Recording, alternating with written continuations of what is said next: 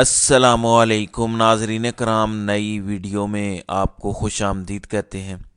Regime change operation کرنے والوں نے جو سوچا تھا وہ ہوا نہیں ہے، اور اب جو کچھ سوچا جا رہا ہے وہ آئندہ بھی نہیں ہوگا، اور اس کی واحد وجہ ہے، ایک تو قدرت ہے اللہ تعالیٰ جسے کہتے ہیں، اور اللہ تعالیٰ کے اپنے منصوبے ہیں۔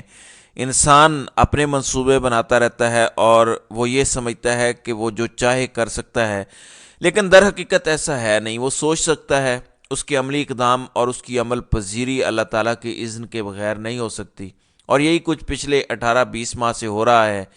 ایک کھیل کھیلا جا رہا ہے اور تمام کے تمام طاقتور لوگ یہ سمجھتے ہیں کہ سب کچھ ان کے کنٹرول میں ہے اور وہ جو چاہیں کر سکتے ہیں۔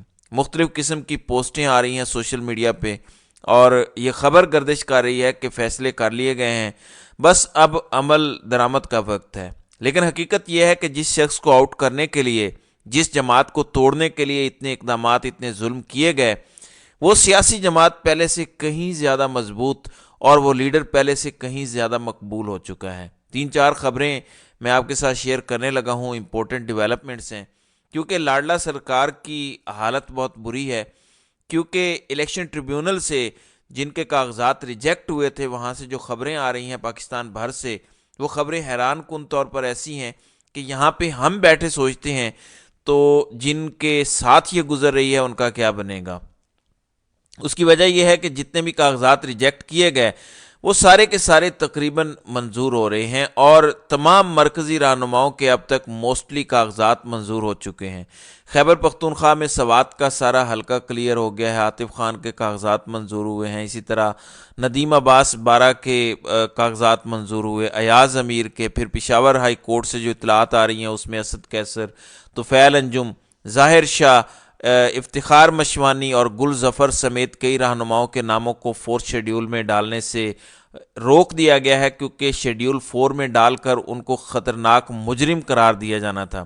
پھر این62 کچلاک سے بلوچستان کے سابق گورنر اور تحریک انصاف کے سید ظہور آغا کے کاغذات منظور ہوئے، شعیب شاہین کے منظور ہوئے، ڈاکٹر امجد سابق صوبائی وزیر خیبر پختونخوا کے کاغذات نامزدگی PK-07 اور PK-08 سوات سے منظور ہوئے۔ پھر اسلام آباد سے تقریباً تمام امیدواروں کے کاغذات منظور ہوئے ہیں۔ پھر خیبر پختونخوا سے ایک مزید لسٹ آئی ہے، جو ایک لمبی لسٹ ہے جن کے کاغذات منظور ہوئے ہیں۔ تو اتنا کچھ ہو چکا ہے، اور جن کے کاغذات ریجیکٹ کیے گئے تھے وہ بھی ایک دلچسپ صورتحال ہے۔ جسٹس ارباب طاہر نے کافی ROs کو بے عزت کیا ہے کہ جی 15,000 روپے بجلی کا بل نہیں دیا، کرنٹ مہینے کا بل نہیں دیا، اس پر کاغذات ریجیکٹ ہو گئے۔ 5 منٹ میں ریٹرننگ افسران بھی یہ حل کر سکتے تھے۔ جسٹس ارباب طاہر نے کہا کہ یہ چھوٹے چھوٹے مسائل ہیں جو یہاں پہ لے کر آئے ہیں، اور ہمارا کاغذ بھی ضائع کروایا گیا، وقت بھی ضائع کروایا گیا۔ اگر ان چیزوں کو دیکھ لیا جاتا تو یہاں پہ آنے کی ضرورت نہ پڑتی۔ PTCL پر کاغذات نامزدگی مسترد کرنا یہ کیا ہے؟ جسٹس ارباب محمد طاہر نے پوچھا۔ لکھا ہوا ہے PTCL کا بل ڈیفالٹر ہے۔ PTCL نے کلیئرنس دی ہوئی تھی۔ ارباب طاہر کا اظہار حیرانگی۔ بہرحال سچویشن یہ ہے کہ جس ٹولے کو یہ لانا چاہتے ہیں اس ٹولے کی اپنی کارکردگی کیا ہے۔ وہ کہتے ہیں کہ اتحاد اور نگران حکومت کے دور میں ملک پر قرضے میں 12,000 ارب روپے کا اضافہ ہوا ہے۔ صرف ایک سال میں قرضہ 12,430 ارب روپے بڑھ گیا ہے۔ مرکزی حکومت کے قرضے میں اضافہ نومبر 22 سے نومبر 23 کے دوران ہوا۔ اب نومبر 22 میں کون تھا؟ شہباز شریف، اور نومبر 23 میں کون ہے؟ کاکڑ صاحب۔ ان دونوں کو ملا کے یہ رزلٹ نکلا ہے۔ جولائی تا نومبر 2023 میں وفاقی حکومت کا قرضہ 2549 ارب روپے بڑھا۔ اکتوبر کے مقابلے میں نومبر 2023 وفاقی حکومت کے قرضے میں 907 ارب روپے کا اضافہ ہوا، اور وفاقی حکومت کا قرضہ نومبر 2023 تک 63,390 ارب روپے ہو چکا ہے، اور وفاقی حکومت کا مقامی قرضہ 40,956 ارب روپے تک پہنچ چکا ہے۔ وفاقی حکومت کا غیر ملکی قرضہ 22,434 ارب روپے تک پہنچ چکا ہے۔ اسی طریقے سے جون 2023 میں وفاقی حکومت کے قرضوں کا حجم 60,841 ارب روپے ہے۔ یہ اب تک کی اطلاعات ہیں جو کہ ہو چکی ہیں، اور یہی وہ ٹولہ ہے جس کو واپس لانے کی کوشش کی جا رہی ہے۔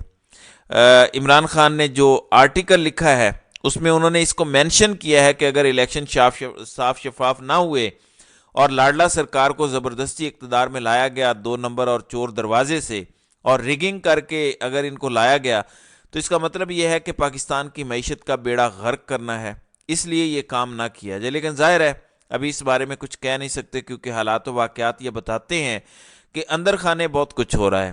اب یہ جو الیکشن پوسٹ پون کروانے کا پلان تیار کیا گیا، اس میں کیا چیف الیکشن کمشنر بھی شامل ہے؟ اور اگر چیف جسٹس کا امتحان ہے کہ چیف جسٹس الیکشن 8 فروری کو منعقد کرواتے ہیں یا پھر ذمہ داری قبول کرتے ہوئے استعفیٰ دیتے ہیں، کیونکہ انہوں نے خود یہ کہا تھا کہ اگر ہم انصاف نہیں دے سکتے تو یہاں بیٹھنے کی کوئی ضرورت نہیں ہے، ہمیں گھر چلے جانا چاہیے۔ اب پاکستان تحریک انصاف ورسز اسٹیبلشمنٹ کہہ لیں، آپ باقی پولیٹیکل پلیئرز کہہ لیں، یہ سب کے سب اب سر جوڑ کے بیٹھے ہیں اور دیکھنا یہ ہے کہ یہ پکڑتے کس کو ہیں۔ اب آتے ہیں الیکشن ملتوی کرانے کے امن و امان کا جو مسئلہ بڑا گمبھیر بنایا گیا ہے۔ کل اسلام آباد میں دن دہاڑے ایک مولانا کا قتل ہو گیا گولیاں مار کے۔ دیکھتے ہیں کہ ان کے کیمراز موجود تھے یا پھر نہیں تھے، یہ اب وقت بتائے گا۔ اس کی وجہ یہ ہے کہ معاملہ کوئی اتنا سادہ نہیں ہے جتنا بتایا جا رہا ہے، چیزیں بہت خراب ہو چکی ہیں اور معاملات ہاتھ سے نکل چکے ہیں۔ بہرحال ٹکٹس فائنل کیے جا رہے ہیں، پاکستان تحریک انصاف کی جانب سے امیدوار فائنل کیے جا رہے ہیں، اور ساتھ ہی ساتھ سینیٹر گردیپ سنگھ کو ایک نوٹس جاری کیا گیا ہے، شوکاز نوٹس، کیونکہ گردیپ سنگھ ایوان میں موجود تھے جب یہ قرارداد منظور ہوئی الیکشن ختم کروانے کی، اور جو نوٹس جاری کیا گیا اس میں کہا گیا ہے کہ گردیپ سنگھ 3 روز میں تحریری جواب جمع کروائیں، وضاحت کریں کہ ایوان میں موجود ہوتے ہوئے انہوں نے کورم کی نشاندہی کیوں نہیں کی۔ سینیٹر گردیپ سنگھ وضاحت کریں کہ انہوں نے انتخابات کے التوا کے لیے آنے والی قرارداد کی مخالفت نہیں کی، اور سینیٹر گردیپ سنگھ نے جواب نہ دیا، یعنی اس کا جواب تسلی بخش نہ ہوا تو تحریکی قواعد و ضوابط کی روشنی میں کارروائی عمل میں لائی جائے گی۔ اب آتے ہیں کہ یہ سارے معاملات کس طرف لے جانے کی کوشش کی جا رہی ہے اور کیا یہ کامیاب ہو سکیں گے۔ ناظرین کرام، اصل مسئلہ یہ ہے کہ پاکستان تحریک انصاف کو جو کچلنے کا پلان بنایا گیا وہ ہو گیا ہے خراب۔ اب 11 جنوری دور نہیں ہے، 11 جنوری کو IMF کا بورڈ کا اجلاس ہے، اور اس میں اس بات کا تعین ہونا ہے کہ پاکستان کو امداد دینی چاہیے یا نہیں، اور دینی ہے تو کتنی دینی ہے۔ زیادہ امکان یہ ہے کہ امریکہ سرکار اپنے IMF کو پیچھے ہٹا لے گا اور کہے گا کہ بیک بینچز پر چلے جائیں، فی الحال کسی کو تانگ نہیں کرنا۔ اب آتے ہیں یہ جو استعفے کی باتیں ہو رہی ہیں۔ نمبر 1، کیا چیف الیکشن کمشنر صاحب آپ استعفیٰ دے دیں گے؟ کیونکہ ایک واحد کام انہوں نے کرنا تھا الیکشن کروانے کا، الیکشن کروانے میں تو وہ بالکل ناکام ہو چکے۔ البتہ انہوں نے 9 مئی کی آڑ میں بہت ظلم کیا، پہلے 25 مئی اور پھر اس کے بعد 9 مئی کی آڑ میں، اور یہ کسی سے ڈھکا چھپا نہیں ہے۔ بہرحال اب قاضی فائز عیسیٰ نے ایک پتھر پر لکیر کھینچی ہوئی ہے، تو وہ الیکشن کا انعقاد کروا پائیں گے، یا پھر ان کو پتھر کی لکیر مٹانی پڑے گی، یا پھر انہیں استعفیٰ دینا پڑے گا چیف جسٹس کو۔ میری اطلاعات یہ ہیں کہ نہ ہی چیف الیکشن کمشنر استعفیٰ دیں گے، نہ ہی چیف جسٹس آف پاکستان استعفیٰ دیں گے، کیونکہ یہ لڑائی ہی اصل میں انڈیویجولز کی لڑائی ہے۔ ہم تو درمیان میں آ گئے، تو دیکھنا ہے کہ یہ دونوں آگے چل کر کیا کرتے ہیں۔ دوسری جانب کینیڈا نے اپنے شہریوں کو پاکستان کا سفر کرنے سے گریز کا کہہ دیا ہے، کیونکہ پاکستان میں امن و امان کی صورتحال خراب ہے۔ کل اسلام آباد میں ایک عالم دین کو قتل کیا گیا، اور یہ تازہ ویو آئی ہے، اور اگر یہ سلسلہ امن و امان کا اسی طرح رہا تو پھر قاضی فائز عیسیٰ تو شاید اپنی نوکری بچا لیں، لیکن بہت ساری جانیں ضائع ہوں گی، اور اگر یہ صورتحال رہی تو یہ وبال جان بن جائے گا۔ تو کینیڈا نے اپنے شہریوں کو پاکستان میں غیر ضروری سفر سے گریز کرنے کی ہدایت کی ہے۔ یہ سب کچھ ہو رہا ہے، اور پاکستان کی اکانومی کے بارے میں بھی خطرے کی گھنٹیاں بج رہی ہیں۔ نہ صرف ایک ادارہ بلکہ سارے عالمی مالیاتی ادارے پاکستان کو آبزرو کر رہے ہیں۔ تو دیکھتے ہیں کہ طاقتور اگلا پلان کیا بناتے ہیں اور وہ کس طرح سے ایگزیکیوٹ کر پاتے ہیں۔ تو ناظرین کرام، آپ کی اس ویڈیو کے حوالے سے کیا رائے ہے؟